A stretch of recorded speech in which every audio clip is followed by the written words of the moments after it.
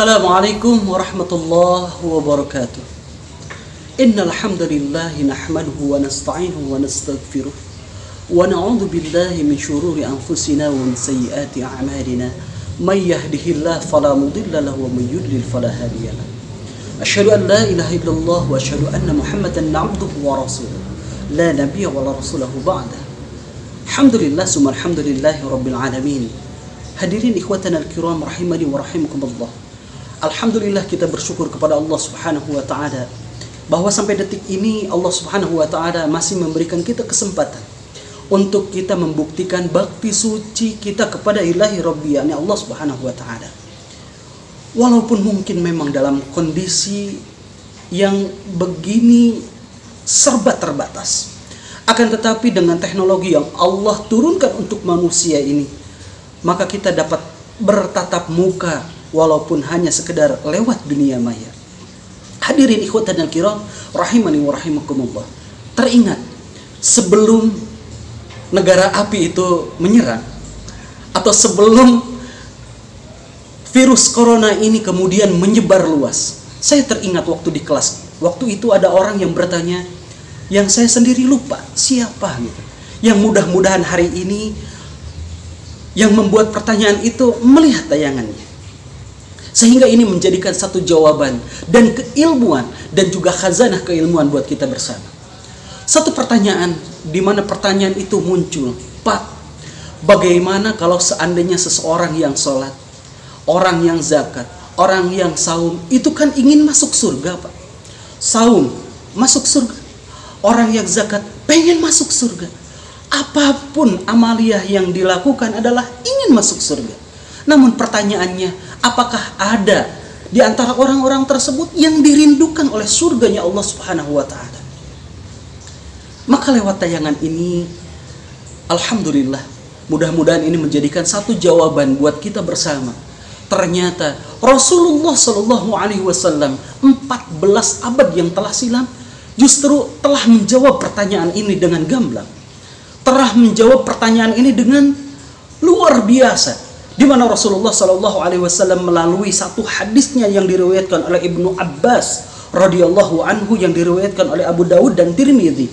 Rasulullah Shallallahu alaihi wasallam pernah menyampaikan, al-jannatu mushtaqatun ila arba'atin. Surga itu sangat-sangat merindukan kepada 4 golongan orang. Ternyata surga rindu terhadap orang ini. Bukan hanya orang yang merindukan surga, tapi surga lah yang kemudian merindukan orang-orang ini. Apakah orang tersebut ada di antara kita? Ataukah kita mungkin masuk ke dalamnya? Yang pertama, Rasulullah Shallallahu alaihi wasallam mengatakan, talil Quran. Yang pertama ini adalah orang yang membaca Al-Quran. Apakah hanya baca? Ataukah seperti apa? Rasulullah Shallallahu alaihi wasallam membuat gambar di mana ada 4 golongan orang, kata Rasulullah. Ini tertera di dalam hadis Riyadhus Shalihin jilid 2, di mana Rasulullah Shallallahu alaihi wasallam menyampaikan ada 4 golongan orang ketika mereka membaca Al-Quran. Yang pertama adalah masalul mu'minin alladhi yaqra'ul Quran kamathalil utrujah. Orang yang beriman kemudian dia membaca Al-Quran, maka kata Rasulullah Shallallahu alaihi wasallam, kamathalil utrujah, sama seperti buah utrujah, di mana Rasulullah Shallallahu alaihi wasallam memberikan cirinya itu adalah rihuha thayyibun wa ta'muha thayyibun. Baunya wangi dan rasanya juga manis. Inilah utrujah yang kita kenal dengan buah jeruk. Dia sudah manis di dalam dirinya, tapi juga memberikan wangi kepada orang yang ada di sekitarnya. Itulah orang-orang yang beriman yang kemudian mereka membaca Al-Quran. Kemudian yang kedua, Rasulullah SAW memberikan gambaran, wa mathalul mu'minil ladzi la yaqra'ul Qur'an kamathalit tamrah. Yang kedua, inilah golongan orang yang beriman namun dia tidak membaca Al-Quran. Maka Rasulullah SAW menggambarkan kamathalit tamrah, sama seperti buah kurma. Buah kurma banyak sekali jenisnya, terlebih sekarang ini di bulan Ramadan. Akan tetapi dari sekian jenis yang ada, tidak kita temukan buah kurma yang kemudian berbau. Mana ada sekarang ini orang-orang yang mengatakan di pasar ataupun dimanapun itu, kemudian orang mengatakan, "Duh, manis sengit kurma." Gak ada sampai hari ini orang yang mengatakan itu. "Aduh, kurma baunya lezat sekali." Gak ada. Tapi kurma manis rasanya, tapi tidak berbau. Maka jika di antara kita, di antara antum semuanya yang kemudian beriman kepada Allah Subhanahu wa taala tapi tidak mau membaca Al-Qur'an, maka panggilan dari Rasulullah diganti namanya menjadi si korma. Hadirin ikhwatana al-kiram rahimani wa rahimakumullah. Golongan orang yang ketiga di mana Rasulullah sallallahu alaihi wasallam menggambarkan keadaan orang yang membaca Al-Qur'an. Kalau dua orang tadi dari jenis orang yang beriman, maka dua berikutnya adalah dari kalangan orang munafik. Yang ketiga adalah wa mathalul munafiqil ladzi yaqra'ul Qur'an kamasalir raihanah. Rasulullah sallallahu alaihi wasallam mengatakan, jika ada orang munafik tapi dia masih membaca Al-Qur'an, maka seperti buah raihanah. Di mana buah raihanah ini Rasulullah memberikan gambaran, yaitu rihuha tayyibun wa ta'muha murrun. Rasanya pahit, tapi wanginya luar biasa wangi. Wangi tapi pahit. Masya Allah, kita susah sekali menemukan buah ini. Kalau seandainya dijadikan tebak-tebakan, kira-kira buah apa? Hadirin ikhwatal kiram rahimani wa rahimakumullah. Kira-kira buah apa? Dia ini berbau tapi pahit rasanya. Masya Allah. Inilah gambaran Rasulullah SAW terhadap orang yang munafik. Di mana orang munafik wanginya keluar, kelihatan baiknya, tapi sebenarnya rasanya itu pahit. Dia membawa penyakit di dalam dirinya, membawa penyakit di dalam hatinya. Yang terakhir, ikhwatanal kiram rahimani wa rahimakumullah, ada lagi orang yang munafik. Wa mathalul munafiqil ladzi la yaqra'ul Qur'an. Sudah dia ini munafik, enggak mau baca Al-Qur'an lagi. Maka Rasulullah sallallahu alaihi wasallam mengatakan adalah kamathalil hamdalah. Orang yang jenis ini Rasulullah mengatakan kamathalil hamdalah, la rihalaha wa ta'muha murr. Rasulullah mengatakan orang tersebut adalah bagaikan buah di mana buah tersebut busuk dan juga pahit rasanya. Ikhwatanal kiram rahimani wa rahimakumullah. Silahkan sekarang ini kita muhasabah, kita masuk kepada golongan yang mana? Pertama, kedua, ketiga ataupun yang keempat? Na'udzubillah summa na'udzubillah, mudah-mudahan di bulan Ramadan yang penuh berkah ini, di mana bulan Ramadan ini disebutkan juga bulan Syahrul Quran, maka mudah-mudahan kita termasuk golongan orang yang pertama yang Allah berikan, yaitu kaum orang-orang yang beriman yang membaca Al-Quran. Hadirin ikhwatanil kiram rahimani wa rahimakumullah. Kemudian kelompok yang kedua, di mana Rasulullah SAW menggambarkan orang-orang yang dirindukan oleh surganya Allah Subhanahu wa taala adalah wahafidhil lisan. Kelompok orang-orang yang mampu menjaga lisannya. Al-Imam Al-Bukhari wa Muslim di dalam hadisnya, sebagaimana yang telah antum hafal di dalam hadis yang begitu panjang, di mana hadisnya saya potongkan. Rasulullah SAW mengatakan, "Man kana yu'minu billahi wal yaumil akhir falyakul khairan aw liyasmut." Barang siapa yang beriman kepada Allah Subhanahu wa taala dan hari akhir, maka bicaralah yang baik atau lebih baik dia. Ikhwatanal kiram rahimani wa rahimakumullah. Di sini di bulan Ramadan yang penuh berkah ini, Rasulullah pun mengajarkan kepada kita di mana ketika kita saum, di mana ketika kita berpuasa dan kemudian ada orang yang kemudian memancing nafsu amarah kita, maka kita disunnahkan untuk mengatakan inni shaimun. Aku ini sedang berpuasa. Maka disinilah kemudian Rasulullah Shallallahu Alaihi Wasallam melalui hadisnya beliau mengatakan seperti itu. Maka mari kita sama-sama muhasabah diri kita. Sudahkah kita menjaga lisan kita? Hadirin ikhwatal kiram rahimani wa rahimakumullah. Disinilah pentingnya kita menjaga lisan kita, terlebih di dalam bulan Ramadan ini. Kalau kita tidak bisa menjaga lisan kita, maka Masya Allah, bagaimana kondisi pahala kita? Mungkin saumnya tidak batal, tapi pahalanya bisa jadi berkurang ketika lisan kita tidak bisa kita jaga.